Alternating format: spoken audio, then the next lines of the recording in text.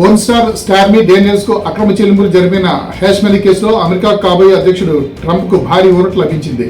జనవరి 10న హ్యాష్మెలీ కేసులో ట్రంప్ కు శిక్ష విధిస్తానని న్యూయార్క్ కోర్టు జడ్జి తెలిపారు. అయితే ఈ కేసులో జైలు శిక్ష అనుభవించాల్సిన అవసరం లేదని జడ్జి తెలిపారు. జరిమానా కూడా చెల్లించాల్సిన అవసరం లేకుండానే అన్కండిషనల్ డిశ్చార్జ్ అమలు చేస్తామని ప్రకటించారు. బంగ్లాదేశ్ మాజీ ప్రధాని షేక్ హసీనా పదవి నుంచి దిగిపోయిన అనంతరం భారత్ బంగ్లాదేశ్ మధ్య సంబంధాలు బలహీనం అయిన విషయం తెలిసిందే. అనంతరం అక్కడ హిందువులపై జరుగుతున్న దాడుల నేపథ్యంలో ఆ దేశ తాత్కాలిక ప్రభుత్వ అధినేత మహమ్మద్ యూనిస్ ప్రభుత్వంతో భారత్ కు దూరం పెరుగుతోంది. ఈ క్రమంలో బంగ్లాదేశ్ జల సరిహద్దులపై బీఎస్ఎఫ్ నిఘా కట్టుదిట్టం చేసినట్లు బీఎస్ఎఫ్ అధికారులు పేర్కొన్నారు. మణిపూర్లో హింస మళ్లీ చెలరేగింది. కాంగ్పీపులో ఎస్పీ కార్యాలయంపై ఆందోళనకారులు దాడి చేశారు. ఈ ఘటనలో ఎస్పీ సహా పలువురు పోలీసు సిబ్బందికి గాయాలయ్యాయి. దీంతో అక్కడ మరోసారి ఉద్రిక్త పరిస్థితులు నెలకొన్నాయి. ఇంఫాల్ ఈస్ట్ జిల్లాలో అక్రమ బంకర్లు కూల్చివేసేందుకు భద్రతా దళాలు ఇటీవల భారీ ఆపరేషన్ చేపట్టాయి.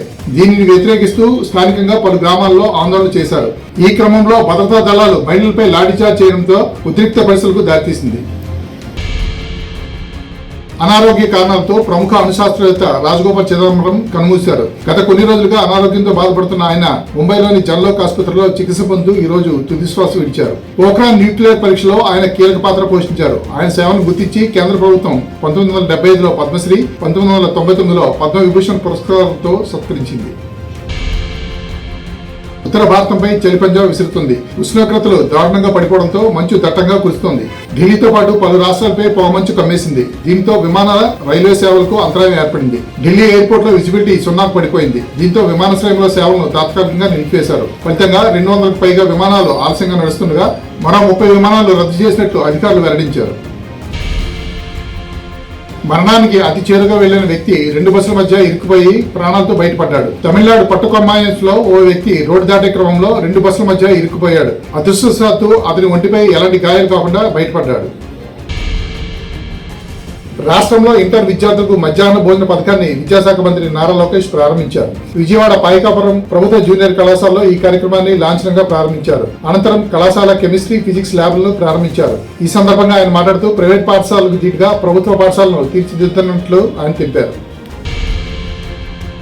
హోంమంత్రి వంగలపూడి అనిత తన ప్రైవేట్ పిఏ జగదీష్ ను తప్పించారు. జగదీష్ పై గత కొద్ది కాలంగా అవినీతి ఆరోపణలు వస్తుండటంతో ఆయన ఆ పోస్ట్ నుంచి తొలగించారు. బదిలీలు, పోస్టింగ్లు, సిఫార్సుల కోసం అక్రమ వసూళ్లకు పాల్పడుతున్నారని, సెటిల్మెంట్లు చేస్తున్నారని ఫిర్యాదులు జగదీష్ పై ఉన్నాయి. పిఏ వ్యవహార శైలిపై టీడీపీ శ్రేణులు హోంమంత్రి అనితను వివిధ పనులపై కలవడానికి వచ్చిన వారు పలుమార్లు అసంతృప్తి వ్యక్తం చేశారు. 10 ఏళ్లుగా జగదీష్ అనిత వద్ద ప్రైవేట్ పిఏగా పనిచేస్తున్నారు.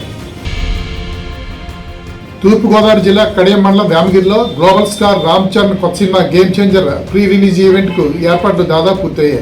ఈ రోజు సాయంత్రం 6 గంటలకు జాతీయ రహదారి పక్కన ఉన్న లేఅవుట్ లో ప్రీ రిలీజ్ ఈవెంట్ ప్రారంభం కానుంది. ముఖ్య అతిథిగా Andhra Pradesh deputy CM Pawan Kalyan, hero Ram Charan, heroine Kiara Advani, దర్శకుడు శంకర్, సినిమా టీం వస్తుండటంతో మెగా అభిమానుల్లో ఆసక్తి నెలకొని ఉంది. ఈ కార్యక్రమానికి 2 తెలుగు రాష్ట్రాల నుంచి దాదాపుగా 1,00,000 మంది అభిమానులు వస్తారని అంచనా వేస్తున్నారు. యాదాద్రి జిల్లాలోని పరిశ్రమలో రియాక్టర్ పేలుడు ఘటన తీవ్ర కలకలం సృష్టించింది. ఈ ప్రమాదంలో 8 మంది కార్మికులు గాయపడ్డారు. వీరిలో ఒక కార్మికుడు కనకయ్య మృతి చెందినట్టు తెలుస్తోంది. వివరాల ప్రకారం యాదగిరిగుట్ట మండలం పెదకందుకూరులోని ప్రీమియర్ ఎక్స్క్లూజివ్ పరిశ్రమలో రియాక్టర్ పేలుడు ఘటన చోటు చేసుకుంది. పేలుడు కారణంగా పెద్ద శబ్దం రావడంతో కార్మికులు, స్థానికులు భయాందోళనకు గురయ్యారు. ఈ ప్రమాదంలో 8 మంది కార్మికులు గాయపడ్డారు. క్షతగాత్రులకు భువనగిరి ఆసుపత్రిలో చికిత్స అందిస్తున్నారు. మేడిగడ్డ ఆనకట్ట వ్యవహారంలో బాధ్యులైన ఇంజనీర్లపై రాష్ట్ర ప్రభుత్వం శాఖాపరమైన చర్యలకు ఉపక్రమించింది.